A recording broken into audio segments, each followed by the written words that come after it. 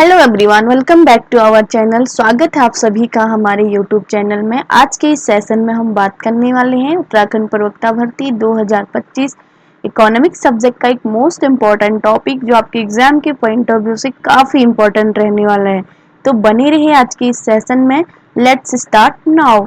आज का हमारा टॉपिक है कंज्यूमर इक्विलिब्रियम यानी कि तटस्थता विश्लेषण के आधार पे उपभोक्ता का संतुलन क्या होता है उसके बारे में हम यहाँ पे जानने वाले हैं। तो हमारे सिलेबस में दिया गया है कि उपभोक्ता का संतुलन क्या है, उसी के बारे में हम आज इस वीडियो में जानेंगे। तो चलिए फर्स्ट ऑफ ऑल हम ये जानेंगे कि उपभोक्ता संतुलन का अर्थ क्या होता है। ये हमारा टॉपिक है तटस्थता वक्र विश्लेषण द्वारा उपभोक्ता का संतुलन, indifference curve analysis of consumers equilibrium.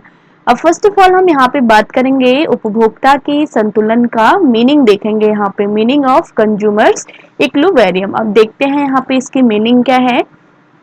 तो जब एक उपभोक्ता अपनी दी हुई आय को दी गई कीमतों पर वस्तुओं के निश्चित संयोग पर इस प्रकार लगाए कि उसको संयोग से अधिकतम संतुष्टि यानी कि मैक्सिमम सेटिस्फैक्शन प्राप्त हो, तो संबंधित संयोग बिंदु उपभोक्ता के लिए संतुलन का बिंदु कहलाएगा। इट मीन्स कि उपभोक्ता के द्वारा जो उसके इनकम है उसको ऐसी वस्तु पे खर्च करना जिससे उसको पूर्ण संतुष्टि प्राप्त हो, वही क्या कहलाता है, उपभोक्ता का संतुलन, इक्विलिब्रियम, या फिर इसी को हम साम्य की अवस्था कहते हैं, जिसमें उपभोक्ता को पूर्ण संतुष्टि हो जाती है। तो वही कंडीशन हमारे यहाँ पे संतुलन की कहलाती है। जैसे फॉर एग्जाम्पल एक भूखा व्यक्ति का हम यहाँ पे एग्जाम्पल लेंगे। एक भूखा व्यक्ति है, मान लीजिए एक्स कोई व्यक्ति है, उसकी रोटी खाने की कैपेसिटी, वो रोटी वो खा सकता है। जैसे उसको पहली रोटी मिलेगी, पहली रोटी से दूसरी रोटी में उसको अधिक संतुष्टि मिलेगी, तीसरी में अधिक, चौथी में ऐसा पॉइंट आएगा जहां पर उसकी रोटी खाने की जो नीड्स होगी या आवश्यकता होगी वो कंप्लीट हो चुकी होगी। तो वही कंडीशन हमारी साम्य या संतुलन की अवस्था कहलाती है, जिसमें पूर्ण तृप्ति प्राप्त हो जाती है। Is that clear? Now next इसकी डेफिनेशन देखते हैं। उपभोक्ता संतुलन की डेफिनेशन दी है टाइवर स्टिटोवस्की के द्वारा। इन्होंने बोला है कि उपभोक्ता संतुलन की अवस्था में तब होता है जबकि हम वर्तमान परिस्थितियों में अपने व्यवहार को सर्वाधिक अच्छा मानते हैं और उस समय परिवर्तन नहीं करना चाहते जब तक कि परिस्थितियां अपरिवर्तित हो। यानी कि टाइवर बोलते हैं कि उपभोक्ता संतुलन की अवस्था तब देखने को मिलती है जब हम वर्तमान परिस्थितियों में अपने व्यवहार को सर्वाधिक अच्छा मानते हैं और उस समय परिवर्तन नहीं करना चाहते हैं जब तक कि परिस्थितियां अपरिवर्तित नहीं हो। इट मीन्स कि जैसे ही हम यहाँ पे उपभोक्ता संतुलन की बात करते हैं, जैसे मान लिया मैंने यहाँ पे भूखे व्यक्ति की एग्जाम्पल लिया था, तो भूखा व्यक्ति ऐसा नहीं कि 2 रोटी अभी खा ले 2 रोटी बाद में खा ले, ये वाला नहीं होता। अगर हम संतुलन प्राप्त करना चाहते तो एक ही कंडीशन में होना चाहिए, उसका जो स्थिति है, समय है, वो परिवर्तन नहीं होना चाहिए। जैसे फॉर एग्जाम्पल गर्मियों के लिए यहाँ पे बर्फ की सिल्ली काफी इंपॉर्टेंट मानी जाती है, जबकि सर्दियों में नहीं मानी जाती। तो इसी प्रकार हम कह सकते हैं कि जो परिस्थिति है या मनुष्य का जो व्यवहार है, यानी कि जो मनुष्य का व्यवहार है किसी वस्तु के प्रति, वो भी चेंजेस नहीं होना चाहिए, तब जाकर के वहां पे उपभोक्ता संतुलन हो सकता है। अन्यथा अगर यहाँ पे फैशन, परिस्थितियां, उस उपभोक्ता का व्यवहार, चीजें में परिवर्तन होगा तो उपभोक्ता का संतुलन इम्पॉसिबल होगा। नाउ नेक्स्ट देखते हैं हम उपभोक्ता संतुलन की विशेषताएं हैं। वन बाय वन करके हम यहाँ पे देखेंगे कि उपभोक्ता की क्या क्या विशेषताएं हैं। फर्स्ट ऑफ ऑल जो टाइवर की डेफिनेशन के अकॉर्डिंग इसकी विशेषताएं दी गई हैं, तो इसकी विशेषता है उपभोक्ता द्वारा अधिकतम संतोष प्राप्त करना। उपभोक्ता संतुलन की पहली विशेषता है कि उपभोक्ता के द्वारा अधिकतम संतोष प्रदान करना। नेक्स्ट है उसके द्वारा उसमें कोई भी परिवर्तन करने की प्रवृत्ति नहीं दिखाना। यदि एक बार उपभोक्ता सोच ले कि मुझे ये वस्तु परचेज करनी है, तो इसके बारे में उसकी जो प्रवृत्ति है यानी कि उसकी जो इच्छा है वो चेंज नहीं होनी चाहिए। देन इसकी थर्ड विशेषता है परिवर्तन हो जाने पर संतोष का अधिकतम न रह जाना। अगर उसकी जो इच्छा है या फिर उसकी प्रवृत्ति है उसमें परिवर्तन हो जाता है, जो सेटिस्फैक्शन है या फिर जो संतोष, जिसे संतुलन साम्य बोल सकते हैं, वो अधिकतम नहीं रह सकता है। उपयुक्त दशा में होने पर पुराने बिंदु पर लौटकर आने की प्रवृत्ति, इसकी जो नेक्स्ट विशेषता है वो है कि उपयुक्त दशा होने पर पुराने बिंदु पर लौट आने की प्रवृत्ति। नेक्स्ट इसकी जो विशेषता है, यह सब अन्य परिस्थितियों जैसे उपभोक्ता की आय तथा वस्तुओं की कीमत के स्तर होने पर ही लागू होता है। इट मीन्स कि जब उपभोक्ता की इनकम और जो वस्तुओं का प्राइस होता है वो स्टेबल होता है, तब जाकर के उपभोक्ता संतुलन लागू होता है, अदरवाइज वो नहीं होता है। नाउ नेक्स्ट इसकी असम्पटिशन यानी कि इसकी मान्यताएं देखेंगे, क्या क्या इसकी मान्यताएं हैं, वन बाय वन हम इसको यहाँ पर बात करेंगे। फर्स्ट ऑफ ऑल, उपभोक्ता विवेकपूर्ण है तथा उसको लक्ष्य वर्तमान परिस्थितियों में अधिकतम संतोष प्रदान होता है। नेक्स्ट इसकी जो मान्यता है वो है यहाँ पर कि उपभोक्ता को तटस्थता मानचित्र की जानकारी होनी चाहिए। तटस्थता मानचित्र वह मानचित्र होता है जिस रेखा चित्र में एक से अधिक तटस्थता वक्रों को प्रदर्शित किया जाता है, उसी को हम क्या बोलते हैं, तटस्थता मानचित्र कहते हैं। तो इसमें जो इसकी मान्यता है कि उपभोक्ता को तटस्थता मानचित्र की जानकारी होनी चाहिए, क्योंकि इसमें ऐसा होता है तटस्थता मानचित्र में जो मूल बिंदु से जितनी अधिक दूरी पर हमारा तटस्थ वक्र होगा वो उतना ही अधिक संतोष प्रदान करता है। इसीलिए उपभोक्ता को तटस्थता मानचित्र की नॉलेज होना कंपलसरी होती है।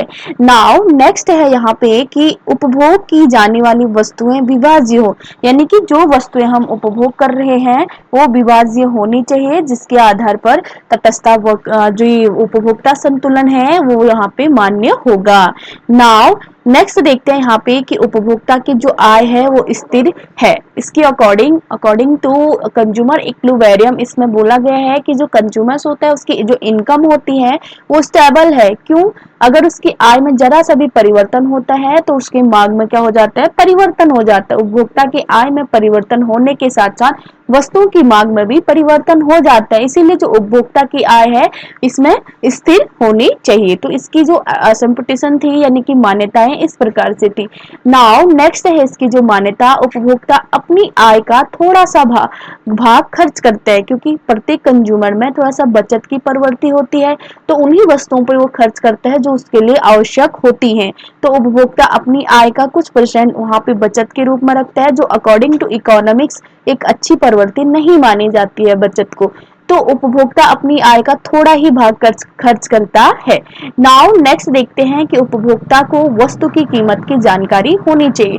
अगर एक कंज्यूमर होने के नाते अगर मार्केट में कोई वस्तु है तो उस वस्तु का उसको प्राइस की जानकारी होनी चाहिए, अदरवाइज जो विक्रेता होगा उस वस्तु को सेलर होगा जो उस उपभोक्ता को वहां पे सही कीमत पे उस वस्तु को प्रदान नहीं करेगा, उससे एक्स्ट्रा चार्ज ही लेगा। इसीलिए उपभोक्ता को किसी भी वस्तु की कीमत की जानकारी होनी चाहिए। नाउ नेक्स्ट देखेंगे कि वस्तु की कीमतों में कोई परिवर्तन नहीं होता है।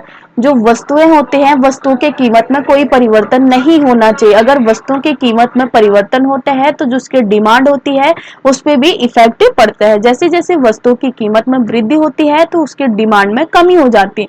देन इसके अपोजिट यदि किसी वस्तु के प्राइस में कमी आती है तो जो उसकी डिमांड होती है उसमें वृद्धि हो जाती है। तो इसीलिए जो वस्तुओं की कीमत होती है उसमें परिवर्तन नहीं होता है। नाउ इसकी नेक्स्ट मान्यता है कि बाजार में पूर्ण प्रतियोगिता की स्थिति होती है। पूर्ण प्रतियोगिता वह कंडीशन होती है जहां क्रेता और विक्रेताओं की संख्या अधिक होती है, वस्तुएं समरूप होती हैं और उपभोक्ता को बाजार का ज्ञान होता है और उपभोक्ता विवेकशील होता है। तो इसीलिए इसमें बोला है कि उपभोक्ता संतुलन में जो मार्केट होता है परफेक्ट कंपटीशन की स्थिति में होना चाहिए।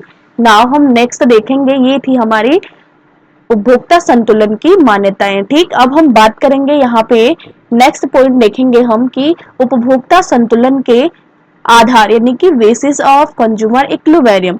अब जो उपभोक्ता संतुलन का बेस क्या है उसके बारे में हम यहाँ पे बात करेंगे। तटस्थ वक्र विश्लेषण का संतुलन वहां होता है जहां उपभोक्ता की कीमत रेखा किसी तटस्थ वक्र पर स्पर्श करती है।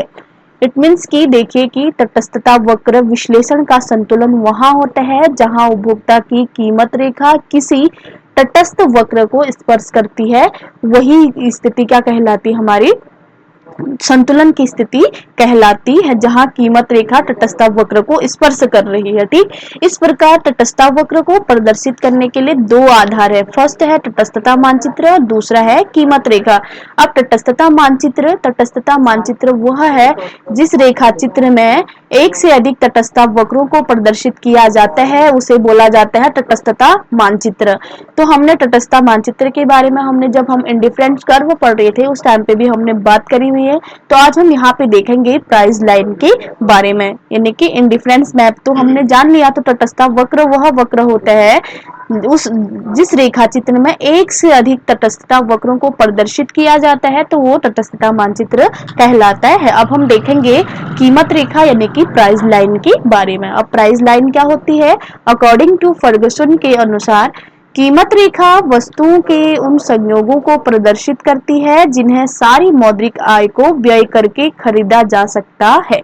तो जो कीमत रेखा फर्गुसन के अकॉर्डिंग ये बोलते हैं कि कीमत रेखा वस्तुओं के उन संयोगों को प्रदर्शित करती है जिन्हें सारी जो मौद्रिक आय होती है उसको खर्च करके खरीदा जा सकता है। तो ये डेफिनेशन अकॉर्डिंग टू एग्जाम काफी मोस्ट इंपॉर्टेंट है, तो इस डेफिनेशन को आप ऐसे ही देख लीजिए। नाउ नेक्स्ट एक नोट दिया हुआ है कि कीमत रेखा को दी हुई आय व कीमतों पर उपभोग की विभिन्न संभावनाओं को प्रकट करने के कारण उपभोग संभावना रेखा कहा जाता है। It's most important topic. ठीक है, उपभोग संभावना रेखा क्या है? तो कीमत रेखा को दी हुई आय व कीमतों पर उपभोग की विभिन्न संभावनाओं को प्रकट करने के कारण उपभोग संभावना रेखा भी कहा जाता है। अगर आपसे पूछा जाता है कि कीमत रेखा का दूसरा नाम क्या है, तो इसका दूसरा नाम होगा, सेकंड नेम यहाँ पे उपभोग संभावना रेखा भी इसी को कहा जाता है।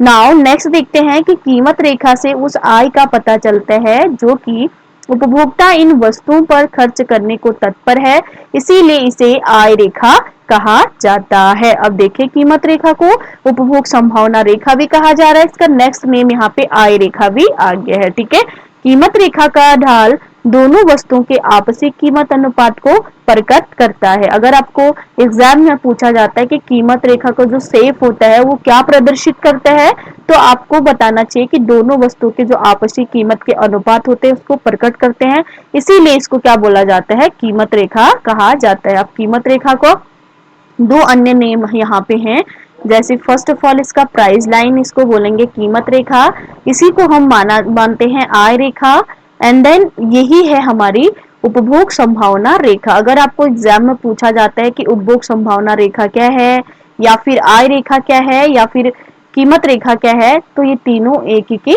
नाम है। ठीक है, तो मैंने यहाँ पे बोला कि कीमत रेखा का ढाल दोनों वस्तुओं के आपसी कीमत अनुपात को प्रकट करता है, इसीलिए इसे कीमत रेखा कहा जाता है। अर्थात slope of price line is equal to price of X और या फिर पी एक्स, ठीक है, अपॉन प्राइस ऑफ वाई और पी वाई। ठीक है, इसके अकॉर्डिंग हम इसको समझेंगे। अब नाउ नेक्स्ट देखते हैं कि कीमत रेखा, कभी कभी पूछा जाता है कि कीमत रेखा के खिसकने के क्या कारण हो सकते हैं। तो जो प्राइस लाइन होती है, प्राइस लाइन का खिसकने का जो प्रमुख रीजन है वो 3 टाइप्स के होते हैं यहाँ पे। फर्स्ट है आय में परिवर्तन, चेंज इन इनकम। दूसरा है एक ही वस्तु की कीमत में परिवर्तन, change in the price of one commodity. And third है इसका दोनों वस्तुओं की कीमतों में विरोधी दिशा में परिवर्तन, तो change of price in opposite direction of the commodity. तो ये कीमत रेखा के सॉरी कीमत रेखा के खिसकने के यहाँ पे 3 रीजन है। फर्स्ट ऑफ ऑल, अगर आय में परिवर्तन होता है तब भी कीमत रेखा में खिसकेगा, एक ही वस्तु की कीमत में परिवर्तन होता है तब भी होगा, दोनों वस्तुओं की कीमतों में अगर विरोधी परिवर्तन होता है तो उस कंडीशन में भी होगा। तो इसको हम देख लेते हैं कि कैसे होगा। यहाँ पर हम बात करते हैं कीमत रेखा के खिसकने के क्या क्या रीजन है। ठीक, तो उसके बाद हमने यहाँ पे जानेंगे कि उपभोक्ता संतुलन की क्या क्या शर्तें हैं। उपभोक्ता संतुलन की शर्तों यहाँ पर प्रोफेसर कोत सुबियानी के अनुसार उपभोक्ता के संतुलन की 2 प्रमुख शर्तें हैं, कीमत रेखा और तटस्थता वक्र रेखा। ठीक है, तटस्थ वक्र की स्पर्श रेखा होनी चाहिए, अर्थात यहाँ पे देखेंगे कि MR SY is equal to PX upon PY। अब नेक्स्ट है यहाँ पे तटस्थता वक्र मूल बिंदु की ओर उन्नतोदर होना चाहिए। ठीक, जो कंडीशन ऑफ कंज्यूमर इक्विलिब्रियम, तो इसकी 3 यहाँ पे कंडीशन दी हुई है अकॉर्डिंग टू प्रोफेसर कोट सुबियानी। इन्होंने बोला है कि उपभोक्ता के संतुलन की 2 प्रमुख शर्तें हैं। फर्स्ट ऑफ ऑल, कीमत रेखा तटस्थता वक्र की स्पर्श रेखा होनी चाहिए, अर्थात MRSXY is equal to PX upon PY। First condition ये है। दूसरी कंडीशन है कि तटस्थता वक्र मूल बिंदु की ओर उन्नतोदर होना चाहिए। ठीक, तभी तटस्थता ये उपभोक्ता संतुलन माना जाएगा। Is that clear? Now next देखते हैं कि उन्नतोदर अवस्था में तटस्थता वक्र को स्पर्श करने वाली कीमत रेखा उपभोक्ता को अधिक संतोष प्रदान करेगी, ना कि नतोदर अवस्था में। अब देखिए उन्नतोदर नतोदर क्या होता है, मैं इसको थोड़ा सा बता देती हूँ। ये है आपकी उन्नतोदर नतोदर। ठीक, अब ये है आपकी उन्नतोदर, इसको हम बोलते हैं धनात्मक यानी कि पॉजिटिव, एंड ये है हमारा ऋणात्मक। जबकि तटस्थता वक्र और मार्ग वक्र का जो शेप होता है वो निगेटिव होता है हमेशा। तो यहाँ पे कहने का मतलब है कि उन्नतोदर अवस्था तटस्थता वक्र को स्पर्श करने वाली कीमत रेखा उपभोक्ता को अधिक संतुलन प्राप्त करेगी, यानी कि जो धनात्मक शेप होगा वो उपभोक्ता को अधिक संतोष प्रदान करेगी, ना कि नतोदर अवस्था में। बट ये इम्पॉसिबल है। ये उसी जब हम प्रतिस्थापन दर, सीमांत प्रतिस्थापन दर लागू होने के कारण ये वक्र का ढाल क्या होता है, ऋणात्मक होता है।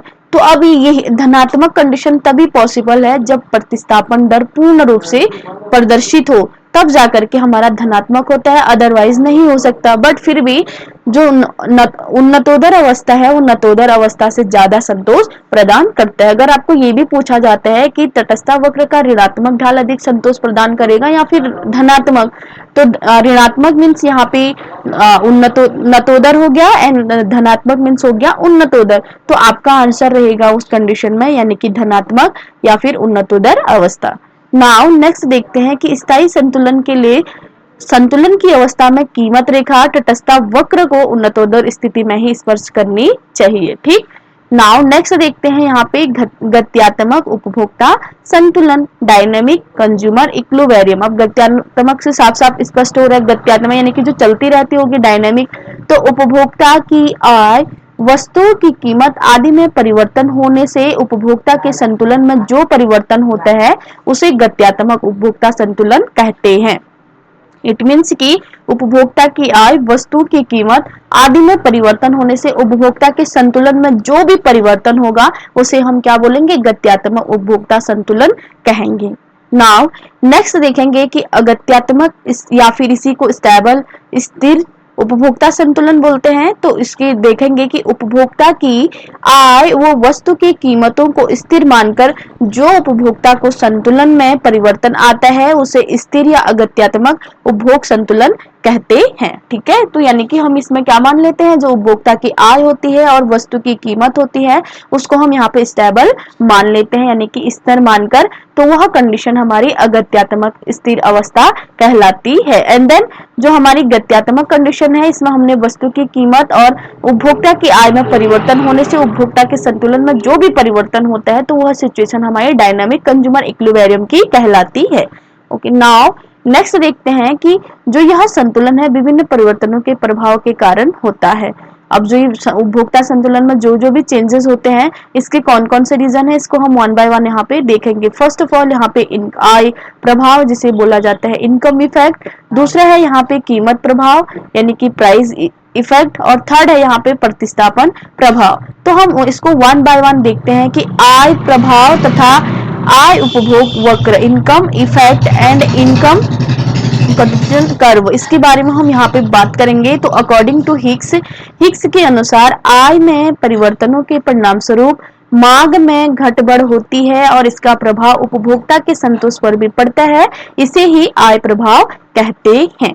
इट मीन्स कि आय में परिवर्तन के परिणाम स्वरूप मांग में जो भी परिवर्तन होता है और इसका प्रभाव उपभोक्ता के संतुलन पर भी पड़ता है, तो इसी को हम क्या बोलेंगे, आय प्रभाव कहेंगे। तो यहाँ पे एक नोट्स है, अकॉर्डिंग टू मार्शल की उपयोगिता विश्लेषण का मुख्य दोष यह था कि उन्होंने आय में परिवर्तन के परिणाम स्वरूप मांग में होने वाले परिवर्तन पर ध्यान नहीं दिया था। तो जो यहाँ पे उपयोगिता को मापने के लिए दो वहाँ पे दृष्टिकोण दिए हुए थे, एक तो था क्रमवाचक दृष्टिकोण और दूसरा था गणनावाचक दृष्टिकोण। तो उपयोगिता विश्लेषण में मार्शल ने गणनावाचक दृष्टिकोण का प्रतिपादन किया था। तो जो गणनावाचक दृष्टिकोण का मुख्य दोष यह था कि उन्होंने आय में परिवर्तन के परिणाम स्वरूप जो मांग में होने वाला परिवर्तन था उसमें ध्यान नहीं दिया। अब हम यहाँ पे देखेंगे कि आय प्रभाव के अंतर्गत दो बातों को मान लिया गया है। जैसे फर्स्ट ऑफ ऑल यहाँ पे उपभोक्ता की जो द्रव्यिक आय में परिवर्तन होता है और दूसरा यहाँ पे उपभोग की जाने वाली वस्तुओं की कीमतों में किसी भी प्रकार का परिवर्तन नहीं होता है। तो अब हम यहाँ पे देखेंगे कि आय उपभोग वक्र जिसे बोला जाता है आईसीसी, यहाँ पे देखेंगे ये क्या होता है, संतुलन के बिंदुओं को मिलाने से जो एक बिंदु रेखा प्राप्त होती है उसे आय वक्र या फिर आईसीसी कहा जाता है। अब आईसीसी का फुल फॉर्म होता है इनकम कंज्यूमर कर्व, ठीक है। तो आईसीसी रेखा मूल बिंदु से जितनी दूर होगी वह एक्स व वाई के उतने ही ऊंचे संयोग को प्रकट करती है। तो जो आईसीसी यानी कि इनकम कंज्यूमर कर्व रेखा मूल बिंदु से जितनी दूरी पर होगा वह एक्स और वाई के उतने ही ऊंचे संयोगों को प्रकट करेगी। अब हम यहाँ पे देखेंगे कि जो इनकम इफेक्ट होता है इसके टाइप्स कितने होते हैं। तो ये टू टाइप्स होते हैं। एक तो यहाँ पे धनात्मक आय प्रभाव यानी कि पॉजिटिव इनकम इफेक्ट, यह जो सामान्य पदार्थ होते हैं उसके संदर्भ में पाया जाता है और श्रेष्ठ वस्तुएं होती है उनके संदर्भ में पाया जाता है। अब श्रेष्ठ वस्तुएं वे वस्तुएं होती हैं जिनमें उपभोक्ता की आय में वृद्धि होने के साथ साथ उनकी मांग में भी वृद्धि होती है, तो उन्हें सुपीरियर गुड्स कहा जाता है। देन आय प्रभाव का जो सेकंड टाइप्स है वो है ऋणात्मक आय प्रभाव, जिसे बोला जाता है निगेटिव इनकम इफेक्ट, यानी कि यह निम्न कोटि की वस्तुओं और घटिया वस्तुओं के संदर्भ में पाया जाता है। तो इसका जो घटिया वस्तुएं हैं वह वस्तुएं होती हैं जिनमें उपभोक्ता की आय में परिवर्तन होने से उनकी मांग में कोई भी परिवर्तन नहीं होता है, तो उन्हें घटिया वस्तुएं, गिफिन वस्तुएं कहा जाता है। नाउ नेक्स्ट देखते हैं कि कीमत प्रभाव तथा उपभोग वक्र, price effect and price competition curve, इसको बात करते हैं कि उपभोक्ता की आय और वाई वस्तु की कीमत स्थिर रहे परंतु एक्स वस्तु की कीमत घटे तो एक्स वस्तु की मांग पर जो प्रभाव पड़ता है उसे कीमत प्रभाव कहा जाएगा। इट मीन्स कि उपभोक्ता की आय और एक्स वस्तु की कीमत स्टेबल रहे परंतु एक्स वस्तु की कीमत घटे तो एक्स वस्तु की मांग पर जो प्रभाव पड़ता है उसे हम बोलते हैं प्राइस इफेक्ट। ओके, इस प्रकार नेक्स्ट देखते हैं कि इस प्रभाव को स्पष्ट करने के लिए मूल्य उपभोग वक्र यानी कि पीसीसी प्राइस कंपटीशन कर्व का प्रयोग किया जाता है। तो अब हम देखेंगे कि कीमत कर्व यह स्पष्ट करता है कि किसी वस्तु के मूल्य में परिवर्तन का उसकी मांग पर क्या प्रभाव पड़ता है। ठीक है,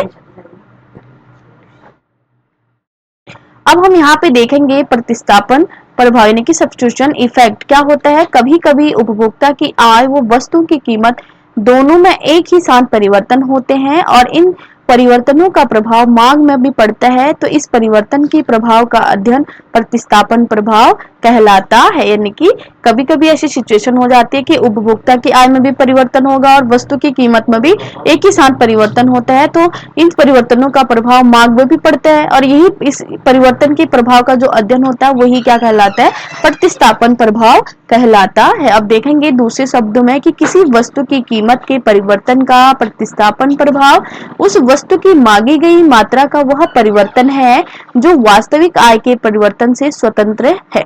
ठीक, नाउ नेक्स्ट देखते हैं कि प्रतिस्थापन प्रभाव हमेशा धनात्मक रहता है। This is most important for fact. Okay, प्रतिस्थापन प्रभाव का जो प्रतिस्थापन प्रभाव है वो पूछा जाता है कि वो किस स्थिति में होता है, पॉजिटिव होता है या निगेटिव होता है, तो positive is a right answer. Watson ने प्रतिस्थापन प्रभाव को ऋणात्मक माना है। ठीक है, अगर अकॉर्डिंग टू वाटसन माना जाता है कि प्रतिस्थापन प्रभाव क्या होता है तो उस कंडीशन में ये निगेटिव होगा, बट जो प्रतिस्थापन प्रभाव होता है वो हमेशा धनात्मक होता है। इस चीज को आप ध्यान रखिएगा। नाउ नेक्स्ट देखते हैं कि कीमत प्रभाव, आय प्रभाव तथा प्रतिस्थापन प्रभाव का संबंध क्या होता है। ठीक, तो प्रोफेसर हिक्स के अकॉर्डिंग कीमत प्रभाव को दो भागों में विभाजित किया है, प्रतिस्थापन प्रभाव और आय प्रभाव। ठीक है, जो कीमत प्रभाव है हिक्स ने दो भागों में इसको विभाजित किया है। फर्स्ट ऑफ ऑल प्रतिस्थापन प्रभाव, सेकंड है यहाँ पे आय प्रभाव। अर्थात कीमत उपभोग रेखा में आय प्रभाव और प्रतिस्थापन प्रभाव सम्मिलित हैं। दूसरे शब्दों में यहाँ पे price effect P is equals to income effect IE plus substitution effect SE। तो ये था हमारा आज का टॉपिक। आई होप कि आपको समझ में आया होगा। अगर आपको मेरी वीडियो पसंद आती है तो प्लीज मेरी वीडियो को लाइक करें, चैनल को सब्सक्राइब करें और अपने दोस्तों के साथ शेयर करें, ताकि आने वाले एग्जाम की अपनी प्रिपरेशन और बेहतर बना सकते हैं। इसके अलावा ये आपका हर एग्जाम के पॉइंट ऑफ व्यू से काफी इंपॉर्टेंट टॉपिक है। तो thank you so much for watching. Bye bye everyone, take care.